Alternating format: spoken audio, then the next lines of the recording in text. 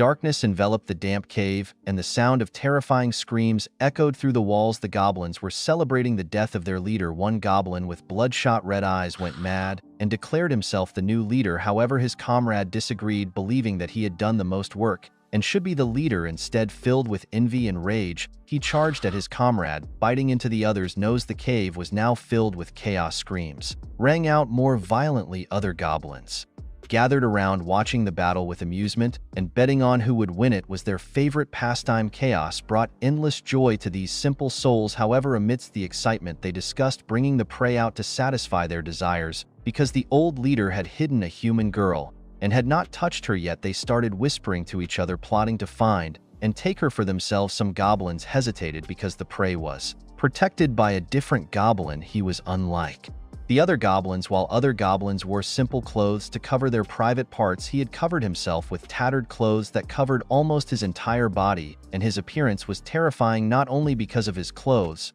but also because of the aura he exuded like a human being. And when the leader died, they believed that this different one would keep the prey for himself. They stared at the strange goblin. They would follow him and snatch the girl when they had the chance. Some smarter goblins, they suggested waiting a little longer because their strongest members had gone ahead to find the prey. They were planning to let the strange goblin fight those guys, then take advantage of the chaos to kill him and finally take the prey for themselves. However, they didn't expect the strange goblin to be able to hear their conversation. Knowing that the girl was in danger, the strange goblin decided to run back to where she was being held captive. With his speed, he easily lost the other goblins. When he arrived at the location, he was horrified to find the rebellious goblins ready to violate the girl. The girl begged for help, her eyes wide with fear. He spoke to them, telling them to release the girl. The leading goblin and refused this request. The leader was dead. He felt like he was the strongest goblin in the group, and this prey was his. The strange goblin didn't care about that. He was determined to protect this girl. Seeing this, the big goblin and his henchmen decided to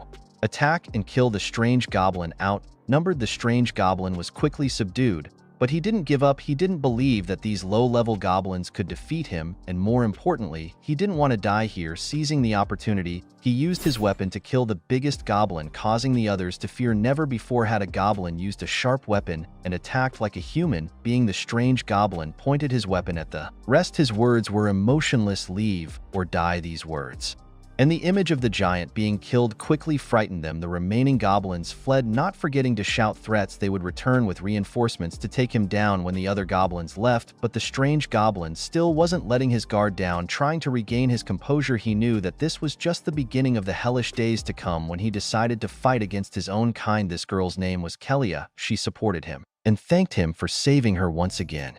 She could tell that he was different from the other goblins. He had never harmed her. She hoped he wouldn't die. It is true that a goblin would never protect a human, but there was a deeper reason for the strange goblin's actions. You guessed it, right? He was a human. A few days ago, Lamp died in a terrible accident. He didn't expect that instead of meeting God after being hit by a truck, he was transferred to another world with a system. However, his system wasn't fully activated yet. Besides being able to see some stats, it didn't seem to have any other functions, and it seemed quite useless. But since meeting 𝗧𝗽𝗆, she told him about the role of those stats in this world. This world was ruled by gods, with many powerful monsters, and humans had demonstrated their role on this continent through absolute power. Unfortunately, the goblin he was reborn as was the weakest and dirtiest monster in this world, and his stats were extremely low, so he would be easily killed by his own kind. Currently, he was level 5 HP, 20 strength, 5 defense, 5. And these stats gave him an overall strength of 30. Luckily, his name didn't change. He was still Lamine. However,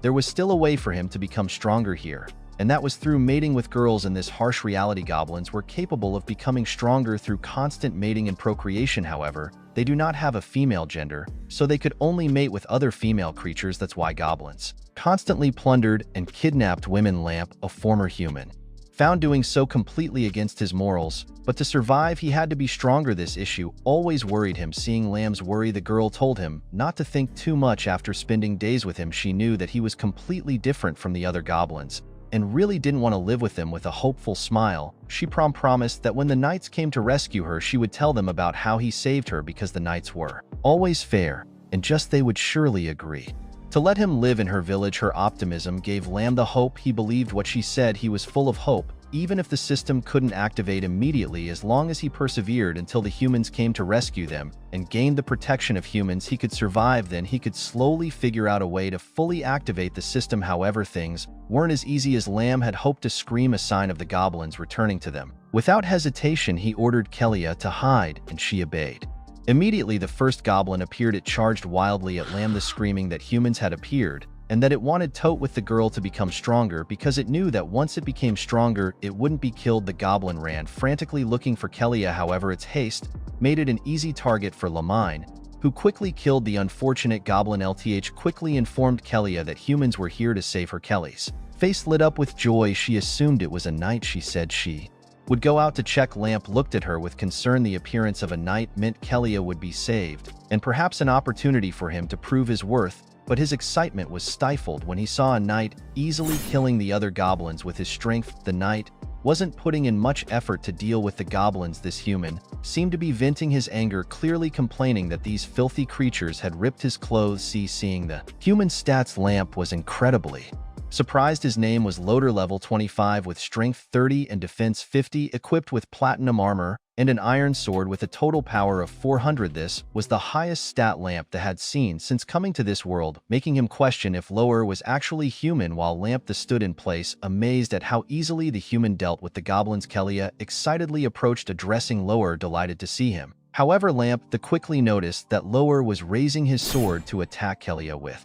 quick reflexes, he pushed her away from the attack, just in time despite saving 𝗧𝗃𝗆 from death. The sudden attack baffled Lamb. The Holy Knights were supposed to be here to save people. Why were they attacking 𝗧𝗃𝗆? He assumed that because the cave was quite dark, he had mistaken the girl for a goblin. But that didn't seem to be the case, as Lower angrily expressed his disdain for a goblin. Having dodged his attack, 𝗧𝗆𝗆 quickly tried to explain. She was a human, but Lur told her to be silent because he knew who she was. However, he believed she had been defiled by the goblins and might even be pregnant with their child. It was laughable to him that someone as filthy as her would expect mercy from him. It would be better for her if she repented her sins and paid for them with death. 𝗧𝗃𝗆 begged him, insisting that even though she was captured, she hadn't been defiled by the goblins. Then she pointed to Lamp, explaining that he was the one who had protected her, but unfortunately Lower didn't believe a word she said. The idea that a goblin had saved her and wasn't a human enemy was beyond the bounds of a believable story. He raised his sword to end her. Lamb couldn't believe what he was seeing. He didn't expect things to end so quickly. With no other choice, Lamp stepped forward without hesitation, pushing 𝗧𝗃𝗆 aside and facing Lower.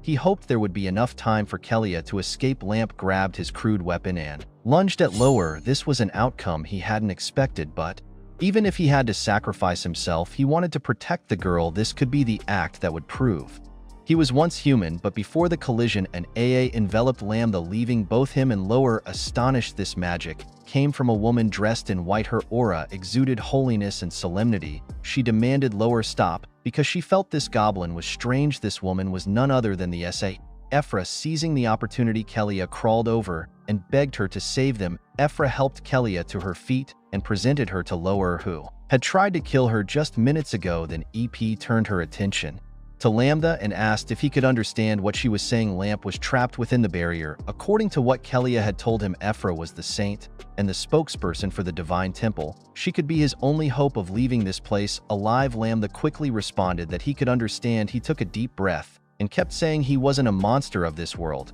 and he used to be human, but he became this way due to an accident. He could explain everything if she took him a long while.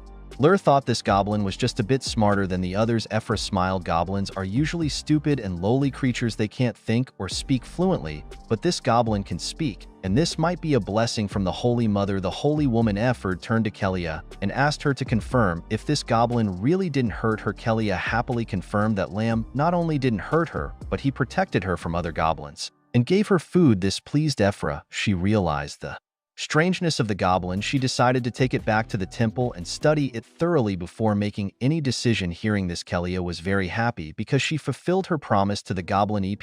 Then turned to Lambda and asked if he was willing to go with him. Hearing this, Lambda was very happy. He immediately replied that he was willing. Finally, everything seemed to be getting better for Lamp because he was with someone who could listen and understand reason. With a snap of her Fingers 𝗖𝗍𝗆 broke the barrier that imprisoned 𝗧𝗴𝗀. Then she ordered everyone to prepare to leave. 𝗧𝗴𝗀 felt a sense of safety about his future, which he was incredibly grateful for, so he immediately approached 𝗧 to express his gratitude, promising that he would repay her. But as he looked closer at her face, he noticed a cruel smile that took him by surprise. The next thing he heard was a sound he was all too familiar. With the sound of metal piercing flesh, he knew what was happening.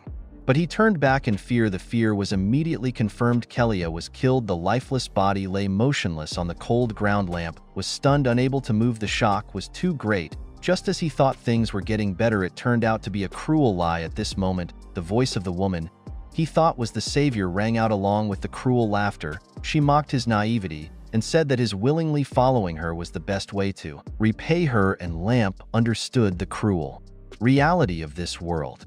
A week has passed in the village. The bell tolls, summoning every to the town square. As they gather, Lower addresses the assembled villagers, announcing the devastating goblin attack on Bright Town. This incites fury among the villagers. They demand blood for blood, seeing humans and goblins as sworn enemies, exactly the reaction Lower had hoped for. After whipping up their hatred, Lower begins to praise the temple. The knights, he explains, acting on the temple's behalf, have slain these goblins and avenged the villagers. Then the holy maiden 𝗧𝗴𝗀 steps forward with her powers. She creates a dazzling spectacle, urging the villagers to continue praying to the temple. She assures them that the temple will always protect its faithful. Her words instantly sway the villagers. Even those previously skeptical, their faith is reignited, and they turn to the temple with devotion and trust. Later, 𝗧𝗴𝗀 returns to her chambers, basking in the success of her speech. It's nothing new. These villagers are the most gullible fools imaginable. They'll pray even harder, worship the temple more fervently, and bring her more offerings. Her smug satisfaction is abruptly interrupted by a voice calling her name. The person who called her name was the goblin 𝗧𝗴𝗀. He has regained consciousness, and it's clear he's been through hell. Horrifying scars cover his body, and one eye has been gouged out. Despite his injuries, a burning rage burns in his eye. 𝗧𝗴𝗀 ignores his words. A twisted smile plays on her lips. She's amazed by his tenacious spirit. It's been a long time since she'd seen such tenacious life. Perhaps this is why the temple hasn't been able to eradicate all goblins from the continent. 𝗧𝗴𝗀's return to consciousness excites 𝗧𝗴𝗀. She can't continue her experiments, observing how the poison affects him. 𝗧𝗴𝗀, enraged, repeats his accusations. You tricked me. You killed 𝗧𝗴𝗀. Is this the true face of your temple, this so-called justice humans boast about? His fury is met with cruel indifference. She silences him with a sharp thrust of a staff against his mouth. She laughs, mocking his anger. How dare a weak, filthy creature like you, a degenerate goblin, speak of human justice? She claims 𝗧𝗴𝗀 was under a spell and dared to speak for him. A betrayal, therefore death was her final act of loyalty. Goblins are nothing more than insects on this continent. She continues, it's a great honor that the holy maiden even speaks to you. Be grateful and use your wretched little body to serve mankind in the temple's experiments. The brutal torture continues. 𝗧𝗴𝗀, the helpless to residential, resists the endless, unbearable pain. Even when he falls unconscious, he's quickly awakened by the torment in his torture. He wonders if he'll die here. He doesn't want to, but he can't blame anyone but himself. He was so foolish. Reborn as a lowly goblin, he had naively believed in humans and the kindness of those not of his kind. His weakness and naivety led to 𝗧𝗀𝗀's death after he was captured by the villagers. Lower and 𝗧𝗴𝗀 tortured and tormented him with every imaginable cruelty. They never believed his word. Burrs, taking sick pleasure in his suffering lines. Suffering eventually comes to an end. He's tortured to death by the cruel woman. His only wish in his final moments, if he had another chance, was to never trust humans again. If he could do it again, he'd crush their bones and drink their blood. But that was only if he could be reborn. As his consciousness fades, instead of drifting into an endless void, 𝗧𝗴𝗀 awakens in a different space, a place filled with brilliant white light and twinkling stars. His body is fully healed. Before he can ask where he is, a system window appears. It informs him that the goblin life simulation system has been activated, and he has died. A brief summary of his life flashes before him. Due to your naivety, you forgot you were a goblin. Humans will never trust goblins. You died from torture and abuse. This pain will be engraved in your mind, and you will never forget. As a result, you the most tragic character in the rebirth system. Do you want to start again? Yes or no? 𝗧𝗴𝗀 is startled. His system only activated when he died, and this system might allow him to be reborn, but will he be reborn as a low-level goblin this time? The system reminds him, if you choose no, your soul will completely dissipate. If you choose yes, you will be reborn into a goblin body 1 week earlier. This made him incredibly excited. A week ago, this was his chance for revenge. He had to get revenge on Lower and Effer. Of course, he chose to be reborn again. A white light enveloped his body and the start of his goblin to 0 life. Lamp's eyes were now filled with rage. This rebirth was slightly different because this was his goblin to 0 life to help him live longer. The system decided to give him a little more power. Feeling his strength, Lamb smiled with satisfaction. Even if it was just a little, coming back to life was the most important thing.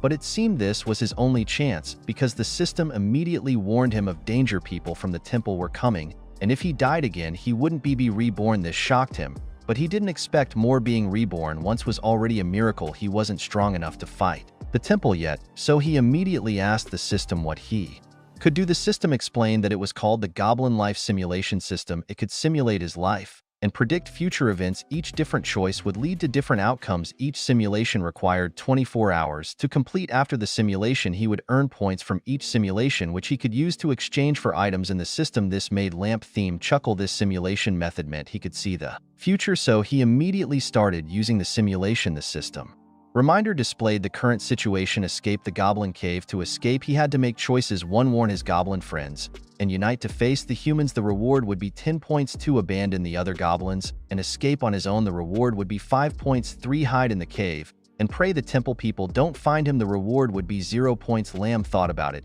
Even though there were 3 options, he was sure that even if all the goblins in the cave united, they couldn't defeat Loader. The battle would end with their deaths, and he wouldn't be able to escape, but he still chose to simulate the first option. He hoped that with the points he earned, he could exchange for a weapon from the shop. Then he could kill Loader with a sneak attack. As predicted, after the simulation, all the goblins were killed. The result was a complete failure. The system asked him to think carefully when making decisions, and also gave him 10 points. Lanth was happy that he got the points.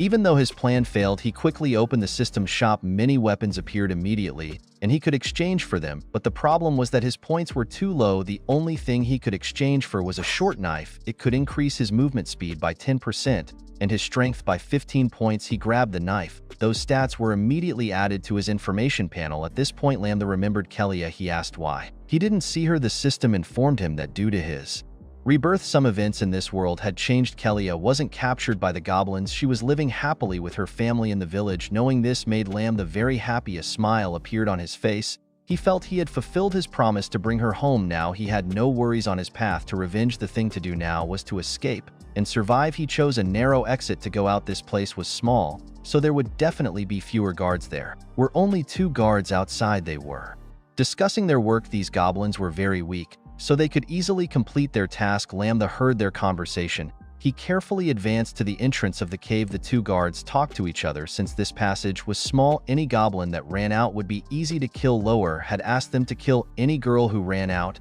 and not let them return to the village. This conversation confirmed Lamb's belief that everyone in the temple was a bunch of bastards who were willing to kill their own people. Therefore, a goblin like him had no reason to be merciful to them. Lamb pinched his nose, trying his best to imitate a woman's voice of distress, and pleaded for help. The guards immediately paid attention to it. They wanted to kill the girl and receive a reward from Loader. One of them entered the cave with a knife behind his back. He told the girl not to be afraid. He was a temple man, and he was here to take everyone home, but instead of a woman, it was Lamp with a sharp knife pointed at the knife. At the exit, the knight noticed the strange behavior of his comrade and decided to check on him. As he approached, he was shocked to see a goblin standing there in a flash. Lamp threw the knight's body away, then charged toward the terrified knight at incredible speed. His agility allowed him to easily wound the knight, who fell to the ground in pain. The knight, overcome with fear, screamed, "You can speak human." Lamb's sharp steel blade was the only answer to the knight's fear. Knowing he was no match for Lamb's power, the knight realized he was facing death. In desperation, he begged for mercy.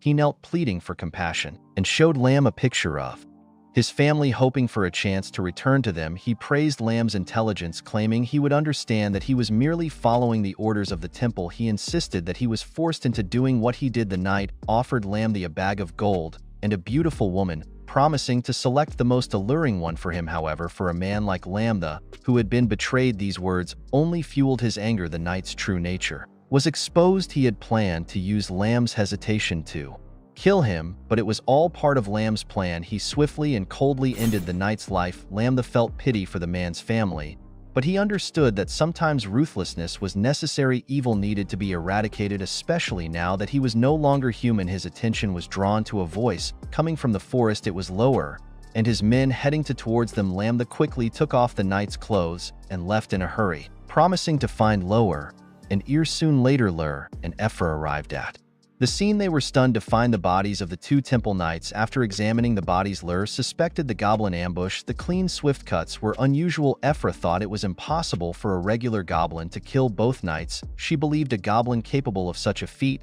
must be a mutated one. Lower agreed with her assessment. He was furious that the knights could not handle a mutated goblin, and allowing it to escape was a bad sign. Loder, furious, kicked one of the corpses, enraged that these knights couldn't handle a mutated goblin. 𝗧𝗴𝗀𝗏, her lips licking, couldn't control her excitement and cruelty at the thought of obtaining such a unique specimen for experimentation. Night fell, and the moonlight cast an eerie glow on the forest. Lamb panted heavily, happy to be alive. He had run until exhaustion, but he couldn't afford to let his guard down. He tried to recover as quickly as possible to continue his journey. He realized that they hated goblins, so much so he would use the goblin way to deal with them. Goblins could upgrade their attributes through mating and cannibalism, both increasing strength and creating stronger generations. Lamb's mind was consumed with hatred in this life. He wanted all men to experience only the happiness of death and all women to kneel and weep at his feet, especially Lur and 𝗧𝗏𝗏.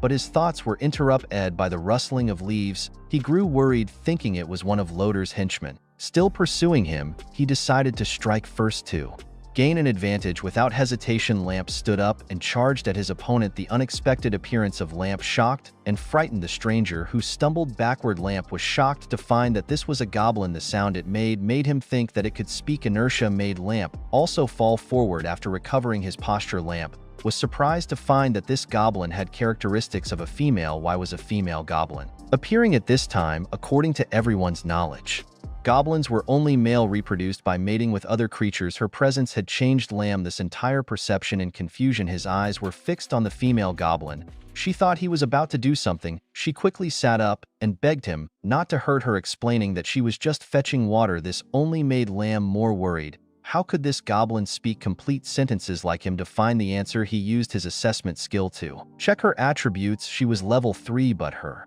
profession was God's messenger. She had the titles of Fallen God, Pure Soul, with attributes Blood 10, Energy 2, Defense 1, with the skills of Devour and Wild Growth. Her overall strength was 10, and Lamp was surprised to see the special note: when a male goblin combines with a female goblin, they will become the legendary Goblin God. This made Lamb to have an unclean thought, because if he made it with her, he would have immense power. As if seeing the dark thoughts in Lamp's eyes, the girl backed away in fear. She said she was caught by the patriarch to fetch water. If she didn't bring the water back, she would be beaten to death by the patriarch. Seeing the girl scared, Lamp spoke up and apologized. He said he didn't mean to scare her. He also patted her shoulder to comfort her, saying that if she cried, it would attract the attention of bad people. But the girl didn't care for Lamb's actions. She was concerned about why Lamp could also speak in a complete way like her. Her eyes lit up with excitement.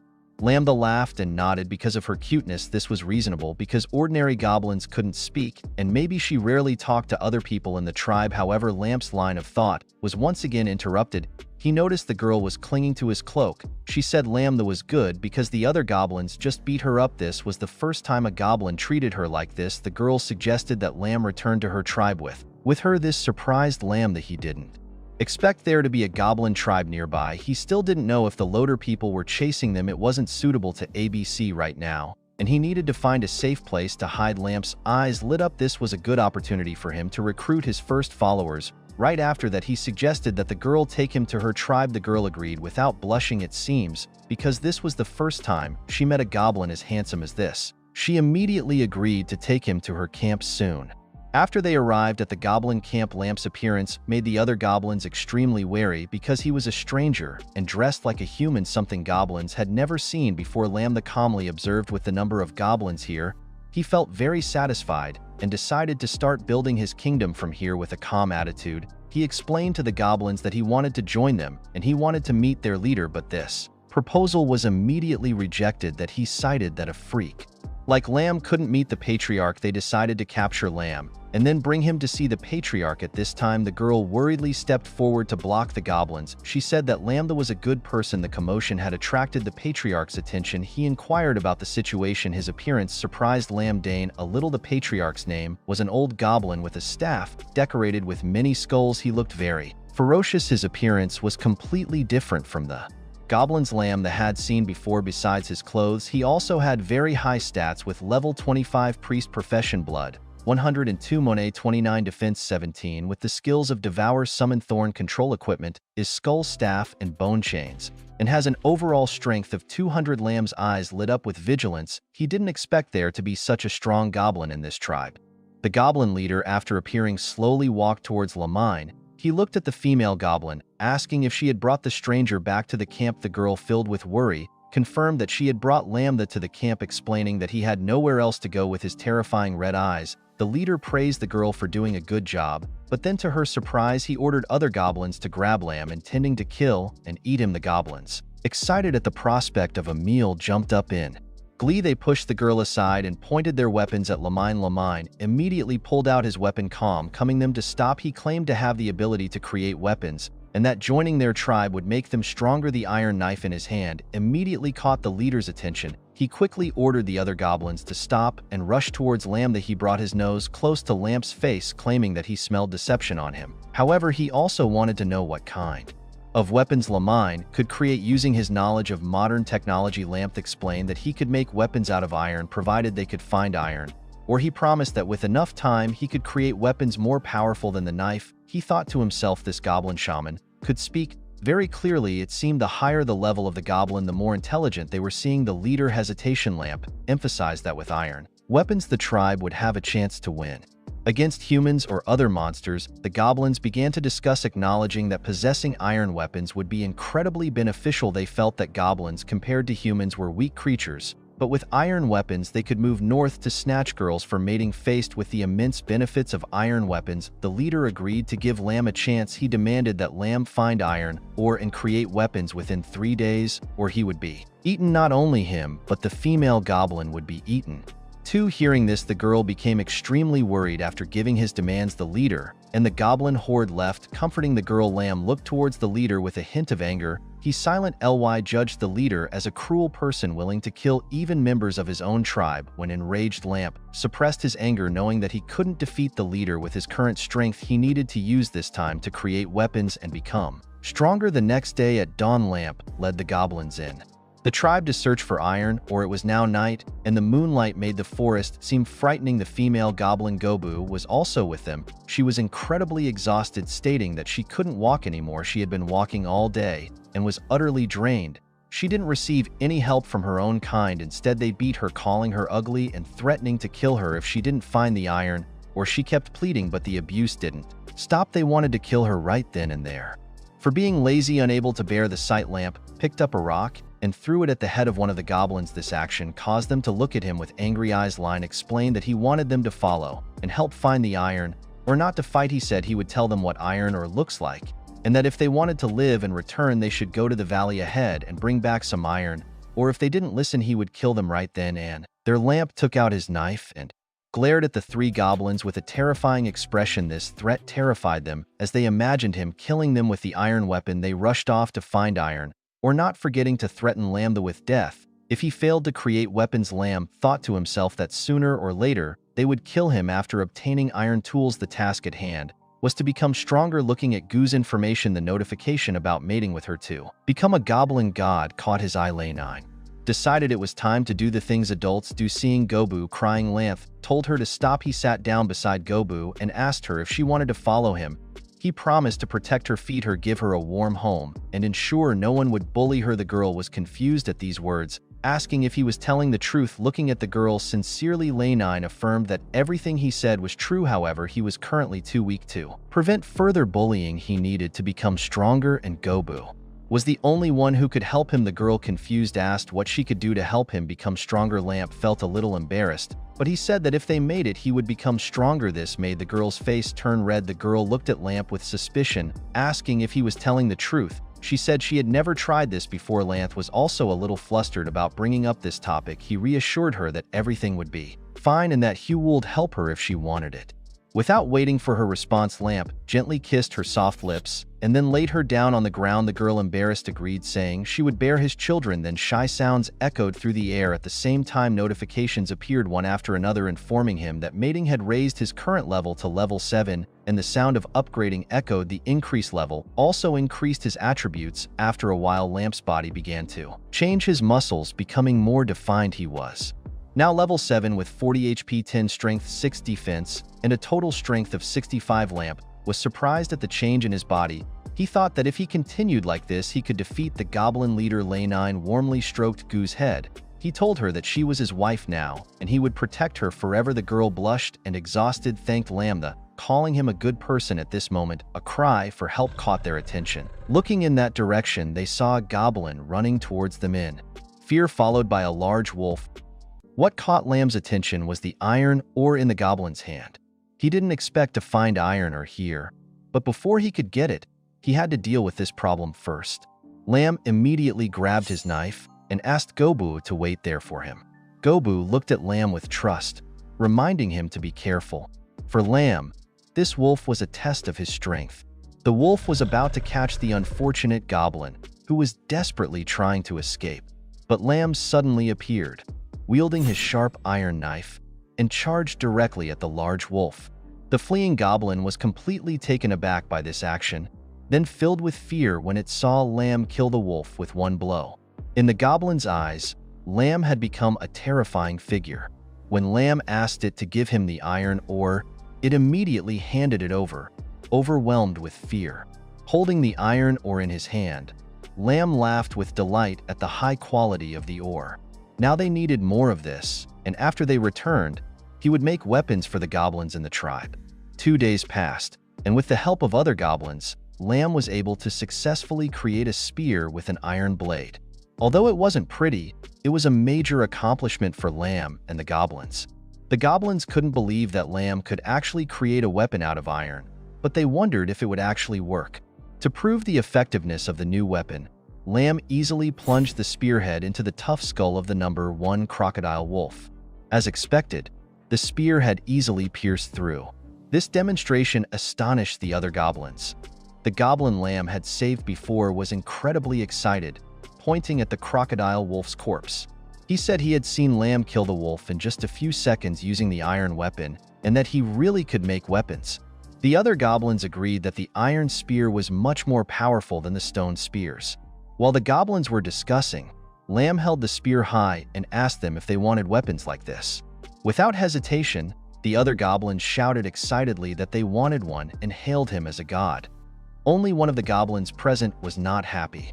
The goblin leader was angry that a newcomer had stolen his respect. The leader grabbed attention by slamming the skull-headed staff in his hand onto the ground. With menacing red eyes, he admitted that Lamb wasn't lying. Creating a weapon out of iron was a miracle, but it wasn't enough for Lamb to stay in the tribe. While Lamb and the other goblins listened, the leader demanded that Lamb create 50 iron spears within 2 days. After making his demand, the leader immediately left. The other goblins didn't agree with this condition, but they didn't dare object.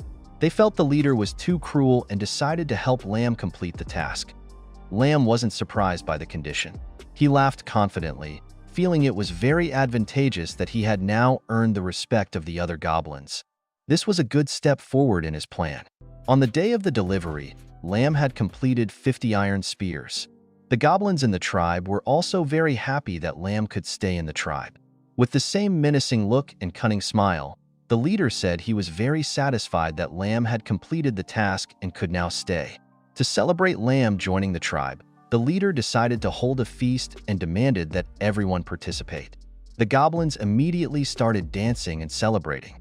The feast quickly took place around the bonfire. Gobu cut out a piece of pork and brought it to Lamb. This was the best part, so she wanted him to eat it. Lamb happily accepted, but after eating for a while, a sharp pain hit him. Lamb fell to the ground in agony, and Gobu was terrified. It was clear that Lamb had been poisoned. The poisoner was none other than the leader. He walked up to Lamb with an evil smile and told him he was too stupid.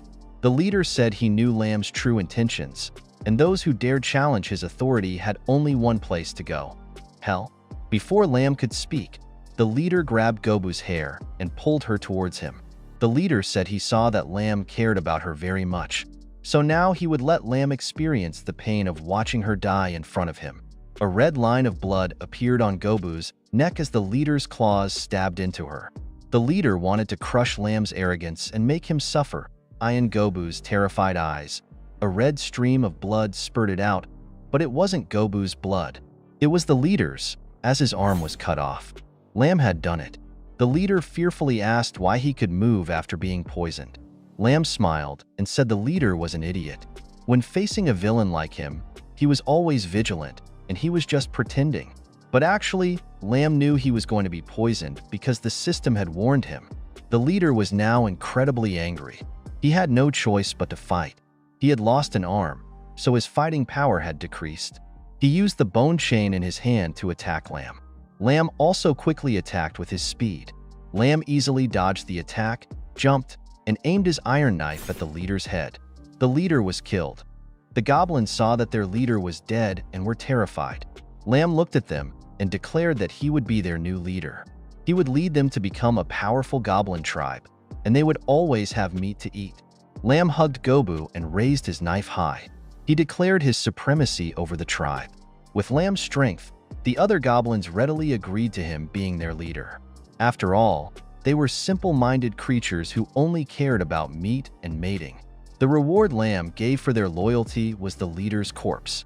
Given permission, they immediately revealed their vicious nature, devouring the corpse in a cruel and savage way, making Lam feel disgusted. But this was the reality of life. What mattered to him now was building his tribe and nurturing the next generation of goblins to make the tribe stronger. This was just the first step on his revenge. Amidst the chaos, no one noticed one pair of eyes watching everything from afar. It was a golden-haired elf girl. As she witnessed the scene, she wondered what was happening. Under the hazy moonlight of the strange world, amidst the ominous shadows of the trees and strange-looking houses, a figure moved with incredible speed, taking just a few leaps to enter a brightly lit house. But what was truly striking was the horrifying scene below. Countless withered blue goblin corpses hung from large bones. If Linton had witnessed this, he would have been terrified. The elf girl stopped in front of a house. This was the one who had secretly watched Linton's tribe, the princess of this elf tribe, 𝗖cie𝗽𝗆𝗆𝗆. A guard elf saw her and was overjoyed to see her return.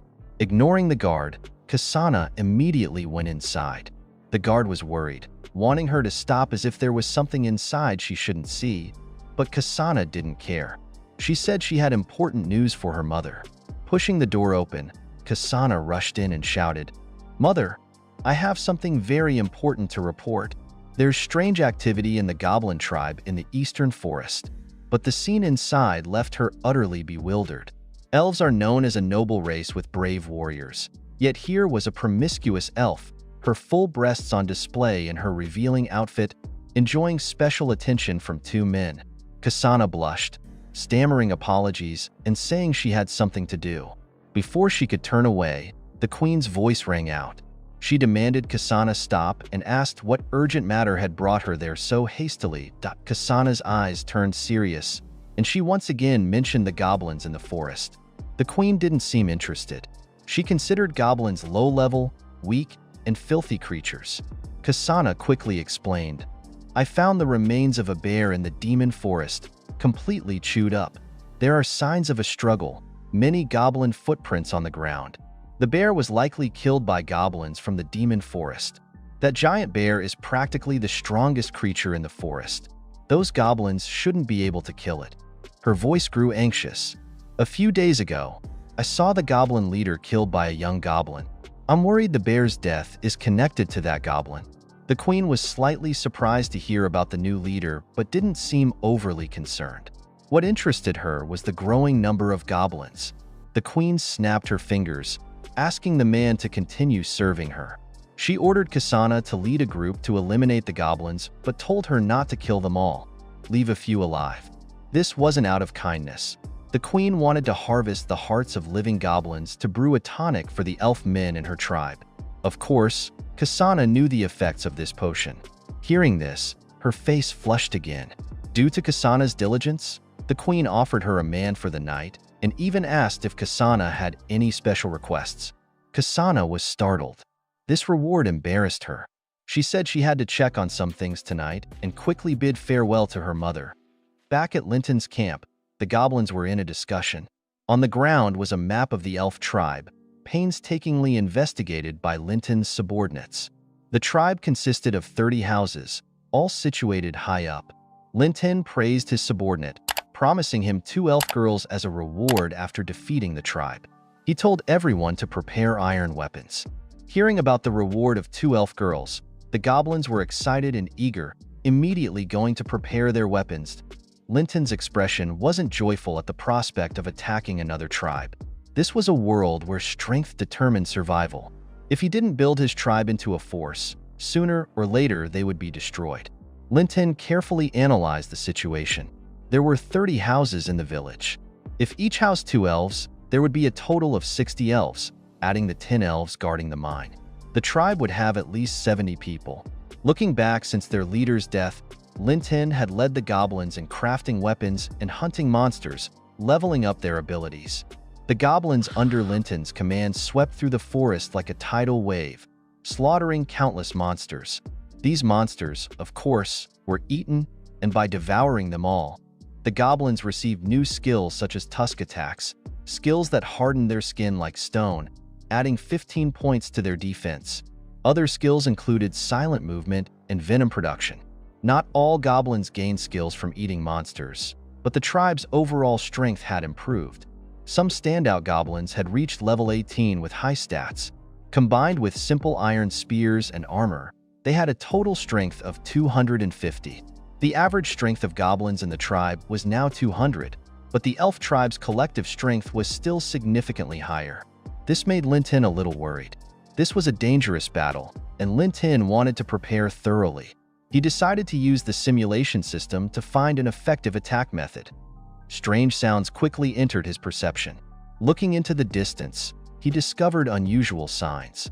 Meanwhile, the elves were rushing back to their tribe. Leading the way was 𝗧सँग. She couldn't believe that the goblin tribe would attack hers. Initially, she brought a group to eliminate them, but arriving at the camp, she discovered the goblins had changed drastically, especially after hearing about Linton's plans. She wanted to return and report to her mother, but it seemed too late. She was discovered, and arrows flew towards the elves. Now 𝗧सँग lay injured on the ground, terrified. Around her were the bodies of other elves. In the distance, Linton and the other goblins were approaching with sinister smiles. They were delighted to find a live elf. 𝗧सँग tried to flee but couldn't get up. The wound felt strange, as if the arrow had been poisoned. Linton spoke, surprised at how easily he had captured 𝗧सँग. He said she had arrived at the perfect time. Linton coldly ordered his subordinates to capture all the elves. 𝗧सँग was awakened by an unknown liquid, her soaked form revealing stunningly beautiful lines. Her dazed eyes evoked thoughts of wicked deeds. The goblins stared at her with lustful gazes, their desire for her undeniable, waiting for the opportune moment. Lambda grabbed 𝗧सँग, acknowledging the undeniable allure of the elf's body, which sent the goblins into a frenzy. Capturing her would grant them a chance to defeat the elf queen. 𝗧सँग trembled. She attempted to intimidate Lambda, calling him a coward. She declared herself the princess of the elves, questioning why he dared kidnap her and threaten her people. She claimed her mother's kindness had allowed Lambda and his goblins to survive, for they would have been eradicated long ago. She warned him that if he dared touch her, the elf queen would annihilate all goblins there. Lambda only sneered at her threats. He flung 𝗧सँग to the ground, mocking her claims about the elf queen's kindness.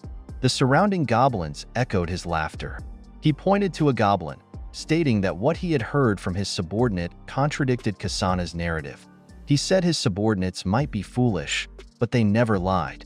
In 𝗧सँg's terrified gaze, Lambda revealed he knew her true purpose, to annihilate all goblins in the forest. He said the elf queen wanted to keep some goblins alive not out of kindness, but for another reason, one he wouldn't bother asking her about. He declared that tonight he would lead his tribe to find out.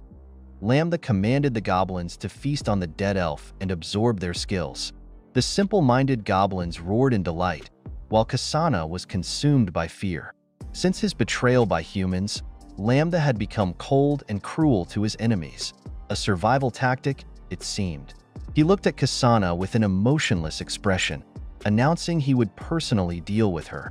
𝗧𝗏 was petrified, uttering only faint, choked sounds, followed by a scream that echoed through the forest. It seemed 𝗬𝗏 had done something truly horrifying. The system announced 𝗬𝗏 had reached level 30, gaining 50 HP, 10 strength, 10 defense, and the skills invisibility and night vision. From the Elf Queen's house came the sounds of moans of pleasure and pleas of exhaustion.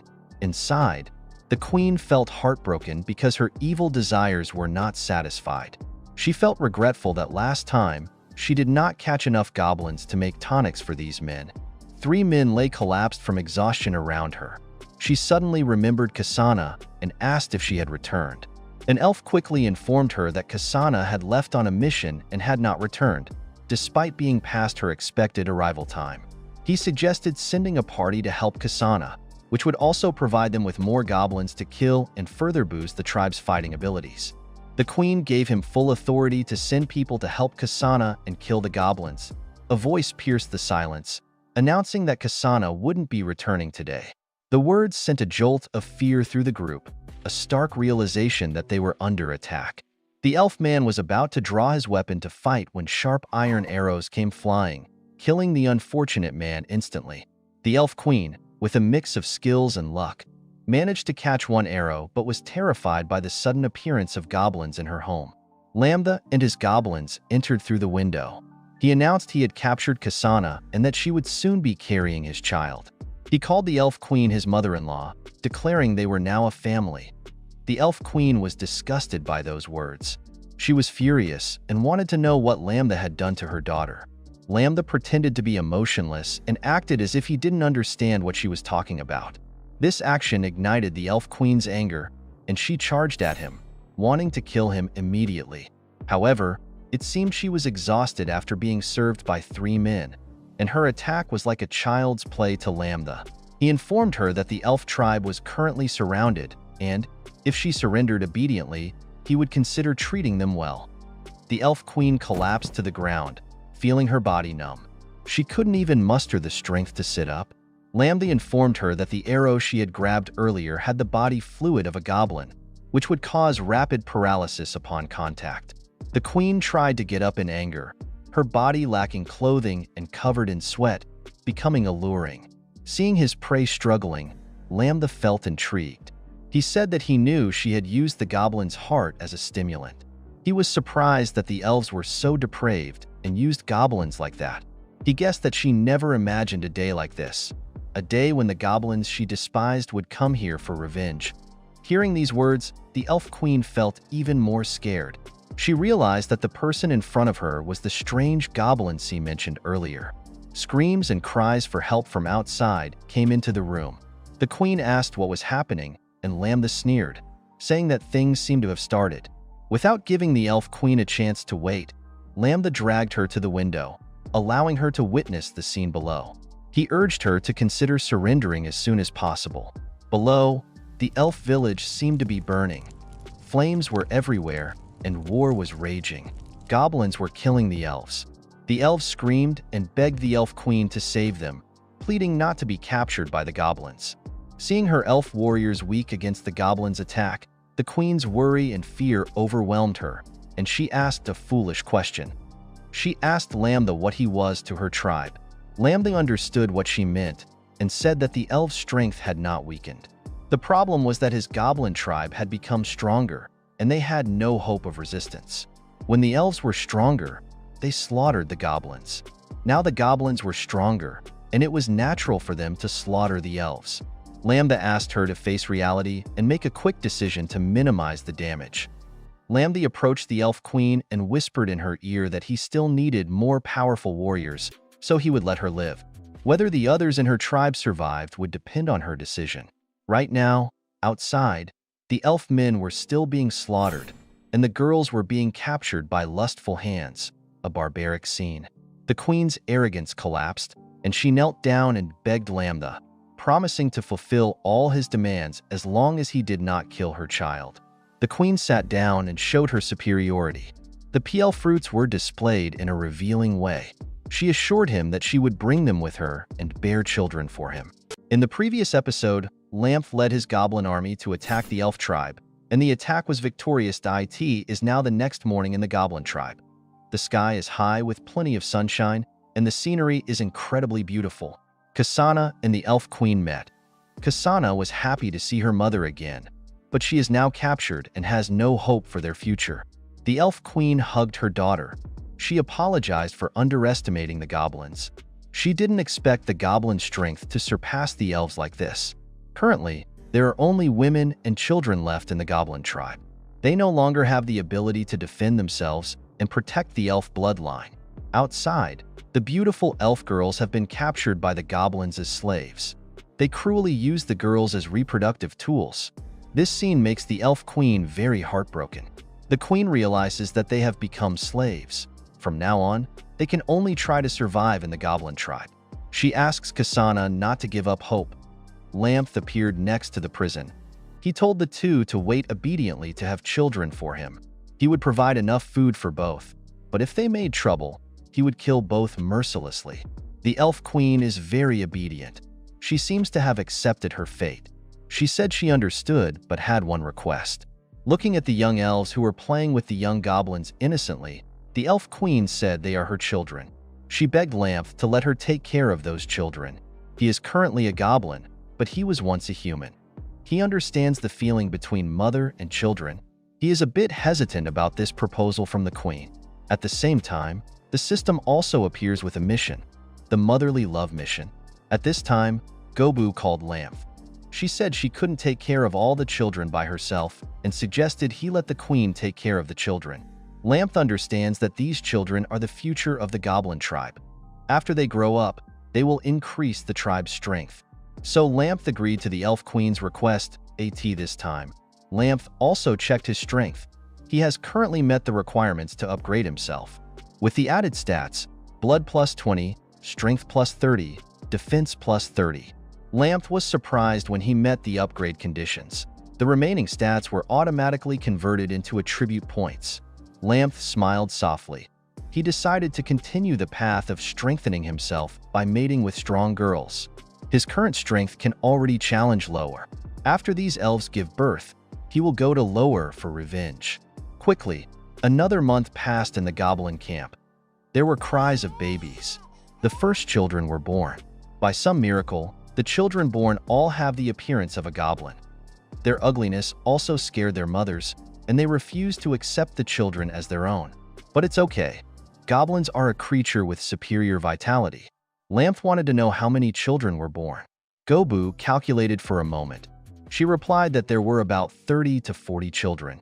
The conversation was interrupted by Gon's scream, which worried 𝗧𝗴𝗀. She is pregnant with his child anyway. Quickly, 𝗧𝗴𝗀 appeared at the location of 𝗧𝗃 and the elf queen. 𝗧𝗃 is about to give birth. The elf queen is beside her, full of worry and encouragement for 𝗧𝗃, but she seems to be having some trouble seeing 𝗧𝗴𝗀. The queen quickly begged him to help 𝗧𝗃 because this is her first time giving birth, and she seems to be about to die. 𝗧𝗴𝗀 knows what is happening. He asks 𝗀𝗄 to help him deliver 𝗧𝗃. Looking at 𝗧𝗴𝗀's actions, the elf queen is very surprised when a goblin knows about this. But 𝗧𝗃 is angry because 𝗧𝗴𝗀 is here. She asks him to leave quickly. She doesn't want him to touch her. 𝗧𝗴𝗀 gets angry and asks 𝗧𝗃 to be silent because this is his child. After a while, 𝗧𝗴𝗀 finished the job, and 𝗧𝗃 is no longer in danger. 𝗀𝗄 praised 𝗧𝗴𝗀 as an extremely talented person for saving 𝗧𝗃, but 𝗧𝗴𝗀 thinks it's just a small matter. 𝗧𝗃 is currently sleeping because of exhaustion, surrounded by young goblins. But then something happened. A scream caught 𝗧𝗴𝗀's attention. In that direction, a beautiful elf who had just given birth was tied up. Beside her were two adult goblins who wanted to have children with the elf girl, not caring about her weak resistance. But their actions were paid for with their own lives. 𝗧𝗴𝗀 killed one goblin in fear of the remaining goblin because 𝗧𝗴𝗀 had ordered that all elves, after giving birth, should be given rest until they were completely healthy, and those who violated the order would pay with their lives. 𝗧 again ordered that from now on, the elf's food ration would be increased by 1 apple. These actions made the queen feel more favorably towards 𝗧. The queen said he was a very different person from ordinary goblins.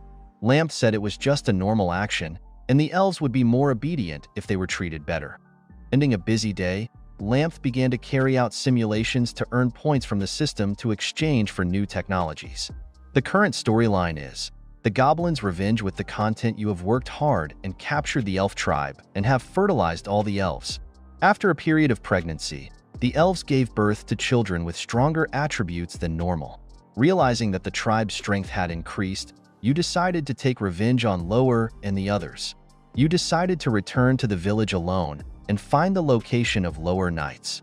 Currently, there are 3 situations for 𝗧 to choose from. 1. Act alone. Try to kill 𝗧 and the others at 50 points. 2. Lead the goblins to attack and wipe out the entire village.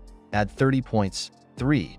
Wait for a better opportunity and continue to observe because you think it's not time for revenge. Add 10 points. Sitting by the fire, 𝗧 continued to think. He wondered if he should find them for revenge so soon. Although 𝗧's current strength can be compared to 𝗧's, the strength of 𝗧's companions cannot be underestimated. With his current strength, 𝗧 chose option number 1. Act alone, try to kill 𝗧 and the others at 50 points. What happened next? 𝗧 found an opportunity when he found 𝗧 alone. He ambushed 𝗧 and almost managed to kill 𝗧. But a human knight appeared and rescued 𝗧, and 𝗧 died tragically under that person's sword. Then 𝗧's group returned to the capital and never appeared again.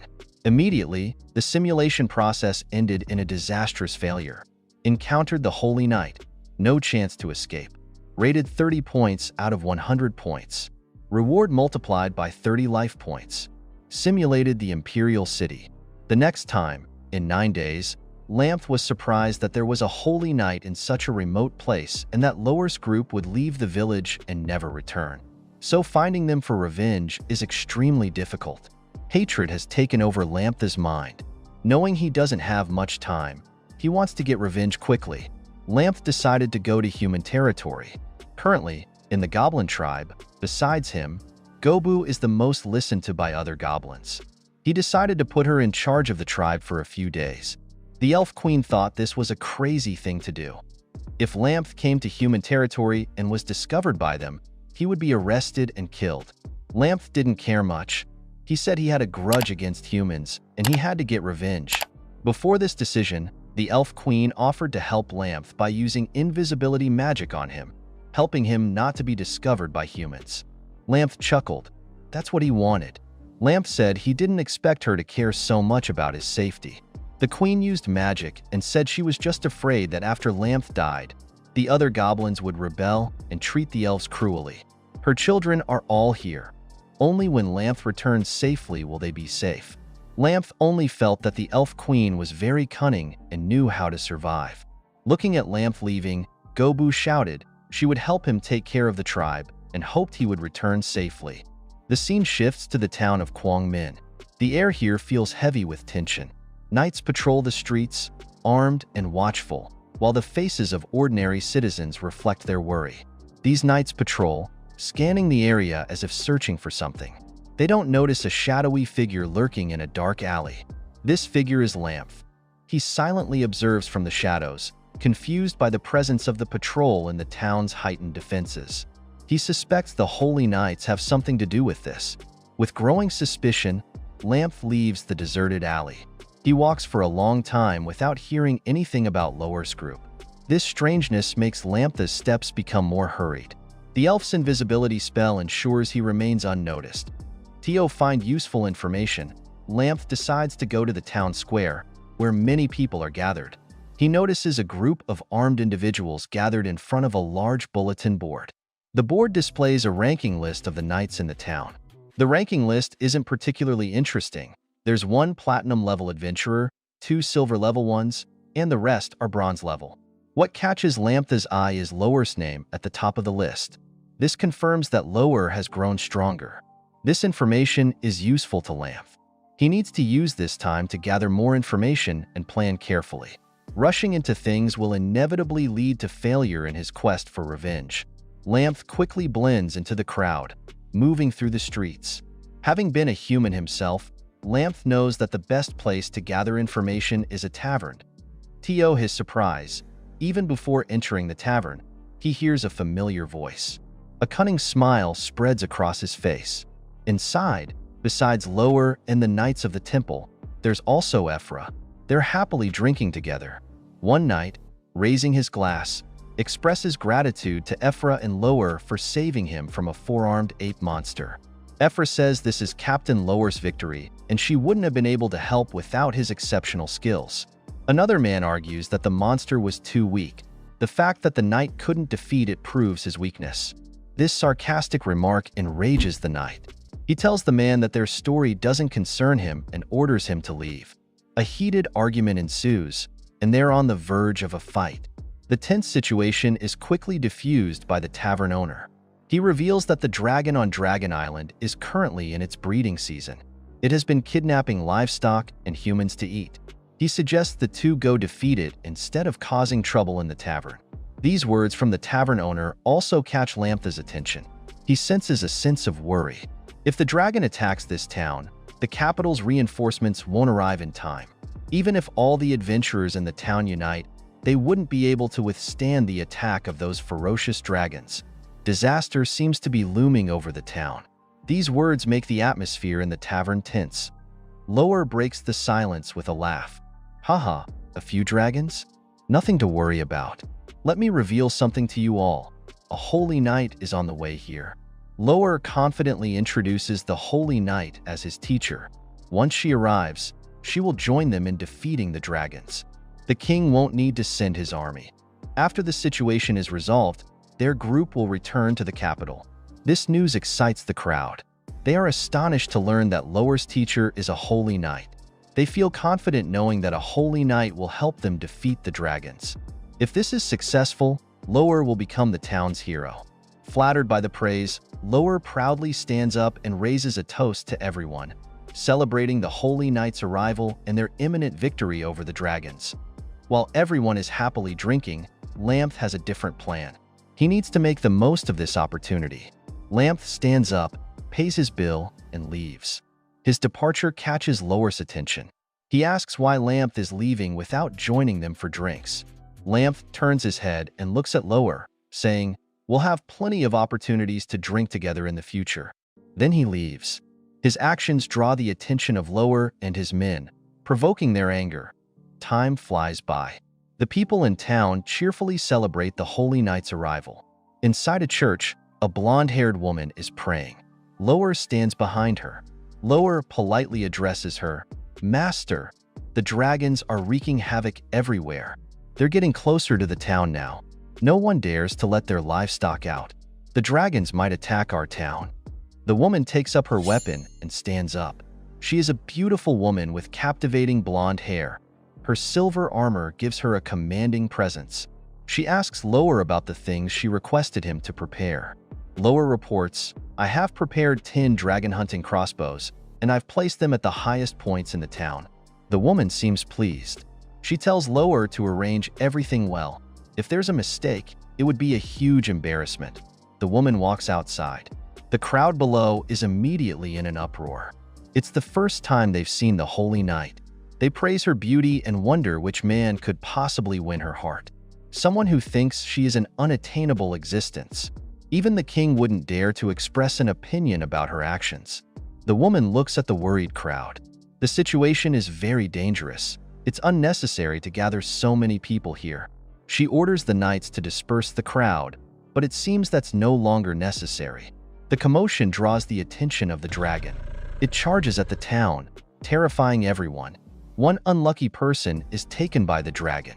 The woman anxiously announces, "This is just a scout dragon. Once it appears, more dragons will surely attack here. 𝗀, take your men to the wall and prepare to fight." Outside the town, on a cliff, a goblin scurries along. He informs his leader that the dragons are coming. From what he observed, there are many guards on the wall. The goblin asks what he should do next. The leader tells him to be silent and wait. It's not time to act yet. This leader is 𝗧. He has brought his army here. He's waiting for the dragons to inflict damage upon the town. Then it'll be his chance to seek revenge. Disaster struck quickly. The entire sky of the town was covered by vicious dragons. Their number was uncountable. Those who were accustomed to bullying the weak, like 𝗧𝗴𝗀 and lower, were terrified when they saw the number of these fearsome creatures. Unable to escape, they could only stand there and watch what was happening. The only calm person now was the blonde knight and the soldiers who were trying to defend. After using a crossbow to kill a dragon, the knight looked at the soldiers. She asked them if they understood how to use the dragon-slaying crossbow. Use it and destroy those dragons. They had great faith in the power of the knight from the capital, believing that she would help them win. They quickly put arrows into the large crossbows and aimed at the dragons to attack. Quickly, many arrows were shot and a few dragons were killed. But it seemed that these losses meant nothing compared to the immense number of dragons. The human attack was effective, but it only made the dragons more frenzied, and they realized their chances of winning were slim. Right now, the sky was covered by dragons. The ground was becoming dark. They realized something was coming immediately. The roar of the dragons made the soldiers' ears hurt so much that they had to kneel on the ground quickly. 𝗧 and 𝗧𝗴𝗀 realized that what was coming was the dragon mother, the leader of these dragons. Appearing in the sky of the town, the dragon mother's size was many times larger than the other dragons. It frightened the soldiers. They tried to use crossbows to attack the dragon, but they knew that with the dragon mother's huge size, these arrows could not pierce its scales. The dragon mother looked at the people on the wall with angry eyes because these tiny creatures had dared to kill her children. The dragon roared, then gathered a fireball. This was its dragon fire skill. After preparing, the dragon used its skill to attack the wall. Seeing the huge fireball heading towards them, the soldiers could only run away in fear. They thought that the town would be destroyed by this attack. The blonde girl asked the soldiers not to panic. She asked them to let her handle the dragon. At this time, she slammed her sword to the ground. From there, a blue magic circle appeared, then slowly spread around. That magic circle quickly created a protective barrier around the town. This barrier was so strong that it blocked the dragon mother's attack and trapped the dragon outside. Standing far enough away, 𝗧𝗴𝗃 could see the whole battle. He was surprised that the villagers could actually withstand the attack of a powerful monster like the dragon mother. Perhaps the good thing for 𝗧𝗴𝗃 at the moment was that the dragon mother was not injured and it could continue the fight. 𝗧𝗴𝗃 quickly used his skills to observe the power information of the dragon. This was a monster named Dragon Mother, level 79, race Ancient Dragon, with the title Dragon Island King, HP 4100, Strength 510, Defense 580, Skills Dragon Fire, Long Transformation, Dragon Roar, Ancient Call, with overall power 2900. This was the strongest monster that 𝗧𝗴𝗃 had ever seen. When observing the power information of the blonde woman, 𝗧𝗴𝗃 became more worried because she seemed more like a monster than a dragon. Her name was 𝗖cie𝗽𝗆𝗆, level 80, with the profession Sword Master, title Holy Sword, Strongest Swordsman. Dragon Slaying Hero, Top Human Heavenly Swordsman, HP 1700, Strength 690, Defense 700, Skills Sword Chi, Man and Sword Fusion, Iron Wind, Light Tin Wei, 2 km Cho, and Sin, and many other skills, and she had an overall power of 4000. Seeing 𝗖𝗚𝗃 charging towards the dragon mother to attack, 𝗧𝗴𝗃 felt frightened. He realized that her power was too abnormal and felt happy that the one facing her was not him. Otherwise, he would be in trouble. The battle of 𝗖𝗚𝗃 and the dragon mother was terrifying, but it seemed that the dragon mother was a little weaker than 𝗖𝗚𝗃, but with a large amount of blood, he believed that the dragon mother could help him by some time. Seeing the dragon mother and 𝗖𝗚𝗃 had moved far away from the town, 𝗧𝗴𝗃 thought that this was a good opportunity for him to attack. This was a chance for him to take revenge. He ordered his goblins, telling them to act according to the plan. They would enter the city and be divided into two teams. One team was responsible for causing chaos. The other team would hide and wait for a chance to attack. The goblins, with their extremely scary, greedy eyes, obeyed 𝗧𝗴𝗃's orders and entered the town. The town was in chaos. Fires raged everywhere, and dragons still circled the sky, searching for prey to attack. Lower was wounded after trying to kill a few dragons. He felt they were difficult to deal with, but they were just monsters after all. How could they defeat a brave man like him? His confidence was shattered, however, when the townspeople started screaming, announcing that goblins were attacking the town. The soldiers couldn't believe it. They thought the goblins weren't stupid enough to attack a human town. Goblins were just weak creatures in their eyes, but they were currently fighting dragons, and they didn't have time to deal with goblins. Then a woman's scream quickly erased any doubt. She was running in terror, a horde of goblins at her heels. The sight of the disgusting goblins enraged Lower. He ordered the others to keep the dragons occupied, since there weren't many left. He and 𝗧𝗏𝗀 would go deal with the invading goblins. This was exactly what 𝗏𝗏𝗍 wanted. It seemed while chasing after the goblins, Lair and 𝗏𝗏𝗍 stumbled into an ambush 𝗏𝗏 had set up. With the prey trapped, a goblin ordered his comrades to attack. 𝗏𝗏𝗀 was quickly captured by a net and cried out to Loder in fear, but he couldn't help her. He was lying on the ground, riddled with arrows, surrounded by goblins. He wondered how there could be so many. The other soldiers saw this and immediately ran towards Loder to help, but it seemed they couldn't get any closer, surrounded by goblins. What was even more frightening was that 𝗏𝗏𝗍 had appeared behind two of the soldiers, drawn by the other goblins who hadn't noticed him. It was too late when Lair warned them to be careful. Behind them, the two soldiers were quickly killed by 𝗏𝗏𝗍. Seeing this, Lair and 𝗏𝗏𝗀 were terrified. More terrified than when they had seen the dragons because they knew there was no one left to save them. 𝗏𝗏𝗍 now approached Lair and 𝗏𝗏𝗀, expressing surprise that he could capture them so easily. Lower roared in anger, saying he would kill 𝗏𝗏𝗍 and all the goblins. But 𝗏𝗏𝗍 quickly used a kick to remind Lower of his position. He was prey, and 𝗏𝗏𝗍 was the hunter. 𝗏𝗏𝗍 ordered the goblins to take Lair and 𝗍𝗏𝗀 out of the town through the sewer, while the other goblins followed him to the wall to kill the other soldiers. 𝗏𝗏𝗍's plan was carried out quickly. The town was filled with screams of people being attacked by goblins. This drew 𝗖cie𝗽𝗆𝗆's attention, and she couldn't understand what was happening. Why would goblins dare to attack at this time? But 𝗖cie𝗽𝗆's distraction came at a cost. The dragon mother had transformed her dragon body into a seductive and terrifying girl, who told 𝗖cie𝗽𝗍𝗆 she should focus, and she didn't have time to worry about others.